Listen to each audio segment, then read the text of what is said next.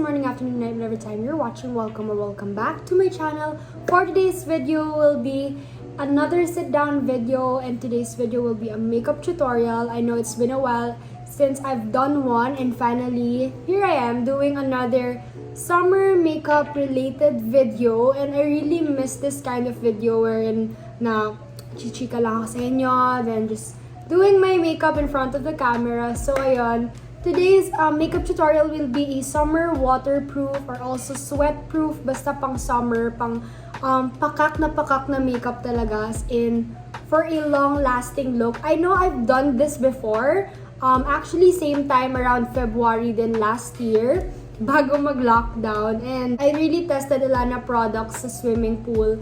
But now, eto talaga yung pinaka-updated version. Whenever I go out for vacation, like going to swim, eto yung makeup look or makeup routine na ginagawa ko talaga. So enough with the chika, let's proceed now to the makeup tutorial.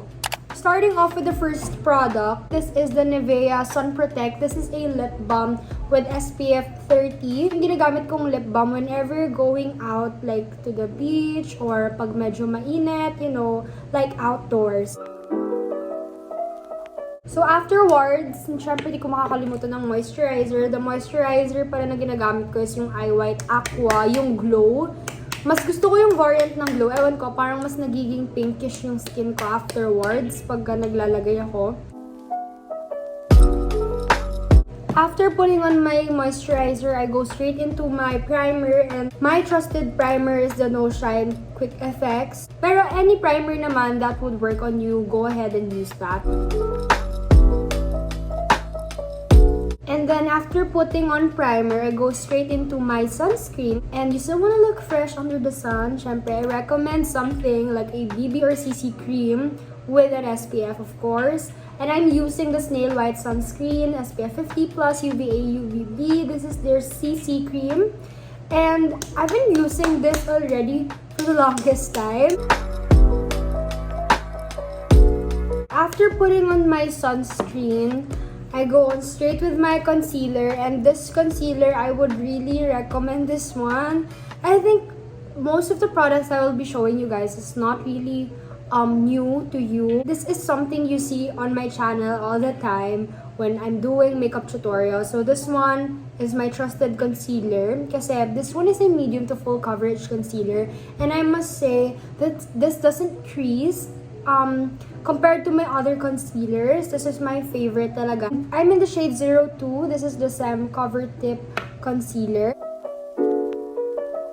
Ako kasi tamad talaga ako gumamit ng mga blending brush. So I'm still using my finger. Just make sure na you wash your hands before touching your face or anything. Sanitize.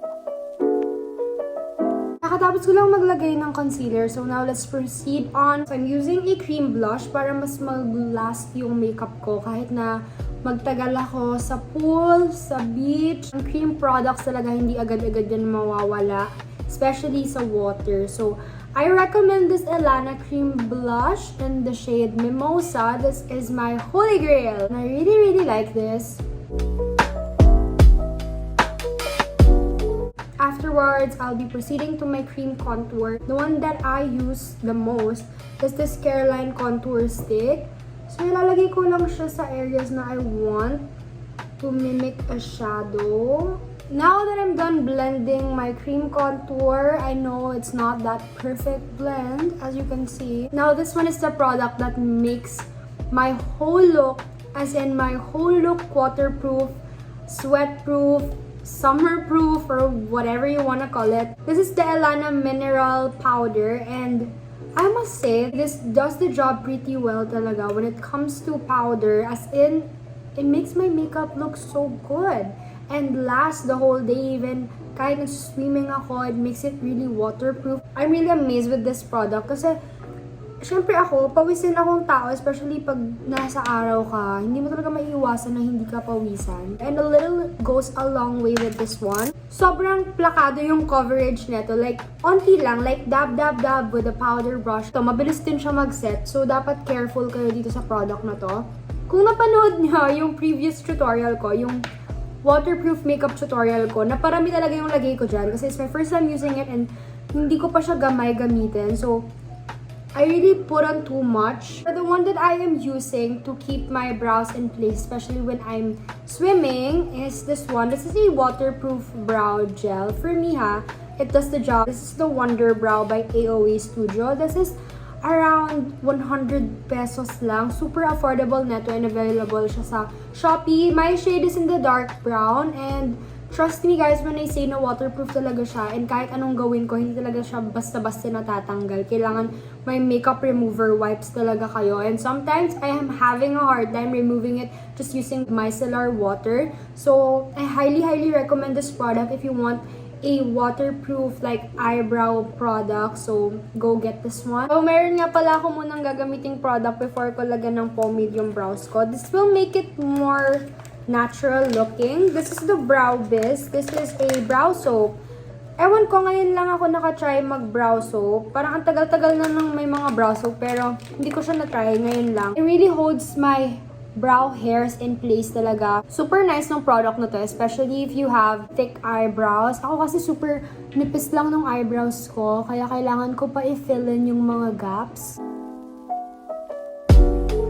So, pag satisfied na kayo sa brows nyo, i-fill in nyo na yung gaps, and ang gagamitin ko nga is yung AOA Wonder Brow. So, I'll do it off-cam na lang guys. Ayan, tapos ko nang gawin yung brows ko and mas on place siya because of the Brow Biz, and I'm using the AOA Wonder Brow. It's really on fleek and I really like na na-accentuate niya yung mga hairlines ko, especially at the front.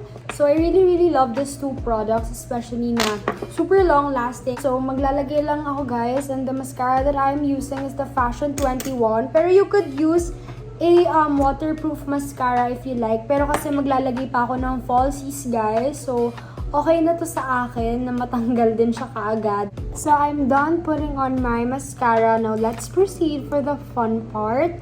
And this one talaga, this one stays the whole day. My falsies, because I'm using the right kind of glue na very long lasting and waterproof. So this one is the Mary Beauty Eye Glue. And sobrang plakado tong eye glue na to. As in, kahit anong gawin ko sa lashes ko, mas mahirap siya tanggalin pagka basa yung lashes nyo or yung pinaka yung lash line nyo. I don't know if this is really for waterproof or sweatproof talaga siya. Pero, ganun yung effect na nabibigay niya sa akin. The usual na paglalagay guys, and I'll be right back. I'm done putting on my falsies. As you can see, volumized, glam yung itsura niya sa eyes ko. So, I really like using this whenever I go to the beach or like swim. Siyempre, magpa-powder contour ako. Ito yung products na medyo matatanggal, pero umaura muna kasi kayo. Aminin naman natin, aaura ka muna bago ka lumusub sa pool. So, still, I'm using this Detail Contour and Blush Palette 4-in-1. Now with our blush, and the blush that I will really recommend you guys, and I've been using this a lot of times. What I can say sa product na to, talagang a little goes a long way. I forgot to contour my nose. So,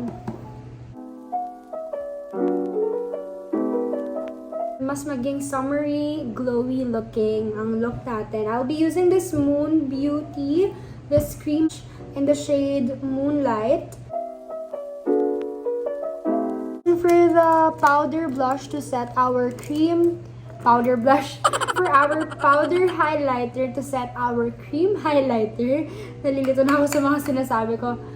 Ayan. I'll be using this Master Chrome by Maybelline. Itong Rose Gold or Molten Rose Gold.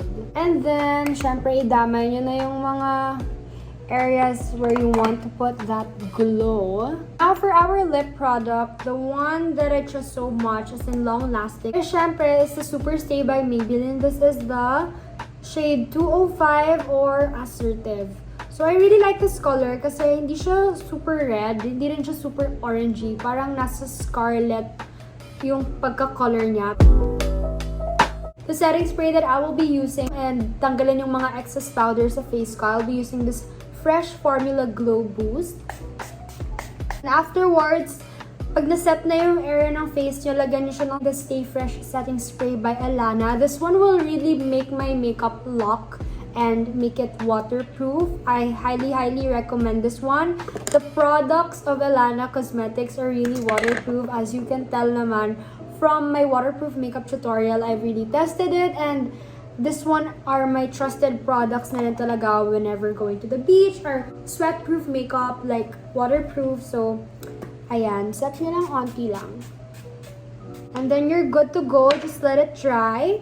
Really get that summery vibe, glowy look. I'll be using this Moon Beauty, yung body glow nila in the shade Stardust. So, hindi to basta-basta matatanggal pag nasa beach kayo kasi it's an oil-based, guys. So, afterwards, kung hindi pa kayo satisfied sa glitters, kasi ako ang dami kong dalang mga body shimmer or like mga glitter, I'll be using this Fashion 21 loose powder nila in the shade number 2. Ito guys, may glitters to. Ayan. Kita nyo ba? Ayan, nagsha-shine siya. So, nilalagay ko lang din siya sa skin ko pagka ayoko yung super oily na oily. Pagka pumupunta ako palagi sa beach, lagi akong shining, shimmering, splendid. Kasi ang ganda na tignan sa pictures. Let's now proceed with my hair, guys. Hack lang that I do. Syempre, there are times na pag nasa outing ka, you really don't wanna stay indoor. Like, doing your hair and makeup too long na hindi ka na nakapag-enjoy. This one, I do this. Wait lang, kunin ko lang, guys. Just get a bandana and then tupiin nyo lang siya like a triangle. Ayan, this is what I normally do. So, I put on a bandana. Pagka tinatamad ako gawin yung hair ko, like, wala akong maisip gawin. I just put on this bandana look na super perfect for beach trips. It's really cute, and maglagay lang kayo ng gold accessories. I really hope you like this video. Super easy lang nang gawin. Use whatever you have. So ayun lang guys, thank you so much for watching. Please don't forget to like, comment, subscribe, and hit that bell button to get you notified every time I post a new video, and I'll see you in the next one. Bye!